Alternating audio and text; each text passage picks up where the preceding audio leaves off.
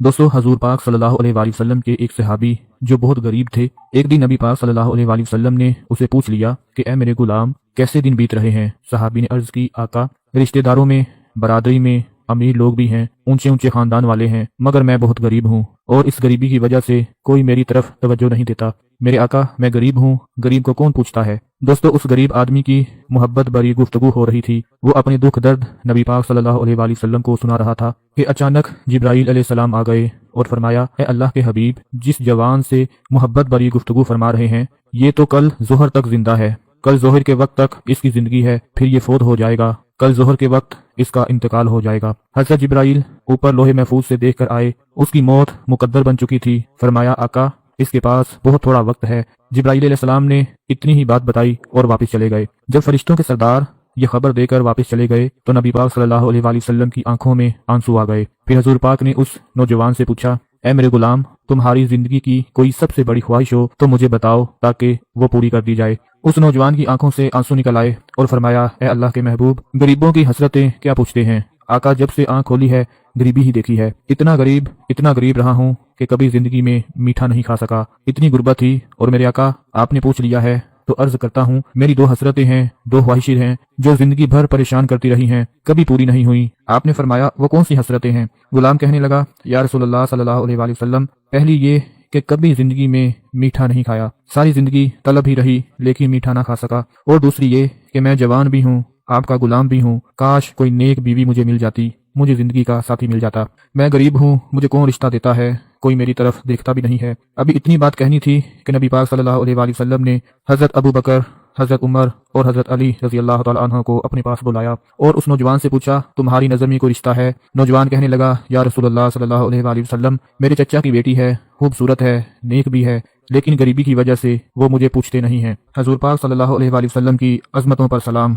आपने फौरन उसके चचा को बुलाया और कहा, अपनी बेटी को दुल्हन बना, मैंने अपने इस गुलाम का निकाह उसके साथ कर दिया है, अभी रुखसती होगी और अभी निकाह होगा। आपने हजरत उस्मान और हजरत अली शेर खुदा को बुलाया और फरमाया, नौजवान के लिए नए कपड़े लेकर आओ। किसी सहाबी से कहा, बर्तनों का इंतजाम करो, किसी से कहा चारपाइयों का इंतजाम करो, यानी सबकी अलग अलग ड्यूटी लगा दी। और फिर हजरत अबू बकर सदीक रजी अल्लाह तआला अन्हु से फरमाया, इसके लिए ऐसा हलवा बनाओ जो पहले कभी ना बनाया हो, कल इसने चले जाना है, आज इसकी दोनों हसरतें पूरी कर दी जाएं। दोस्तों, फिर मस्जिद नबवी में नबी पाक सल्लल्लाहु अलैहि वसल्लम ने उसका निकाह पढ़ा दिया। फिर आपने एक सहाबी से कहा, तुम्हारा घर खाली है, इन दोनों को वहां ले जाओ और इनका सारा सामान और खाने पीने की चीजें वहीं ले जाओ। जब रात गुजरी तो अगले दिन नबी पाक ने उस सहाबी को बुलाया और कहा कि आज जोहर के वक्त उस घर के पास चले जाना जिस दूल्हे की कल शादी की है, और असर के वक्त तक उस घर के आसपास चक्कर लगाते रहना और ध्यान रखना अंदर से कोई रोने की आवाज तो नहीं आई, और जैसे ही रोने की आवाज आए मुझे आकर बता देना। दोस्तों, वो सहाबी असर के वक्त तक उसके घर के आसपास चक्कर लगाते रहे और जब भी घर के पास जाते